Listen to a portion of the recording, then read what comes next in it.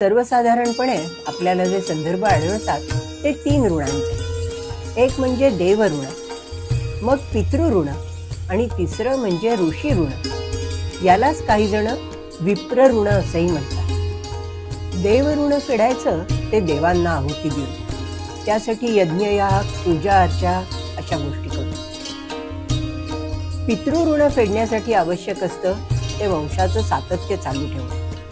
त्यासाठी गृहस्थाश्रम स्वीकारून संततीला जन्म देणं आवश्यक. ऋषी ऋण किंवा विप्र ऋण फिटतं ते अध्ययनानं, अध्यापनानं, मनन चिंतन अशा गोष्टी.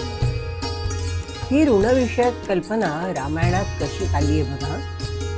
संदर्भ असा आहे, दशरथ महाराज श्रीरामांना बोलावून त्यांना सांगतात, आता मी वृद्ध झालोय रे, तो उद्या उत्तम मुहूर्त आहे, तर त्या मुहूर्तावर मी तुला राज्याभिषेक करणार आहे.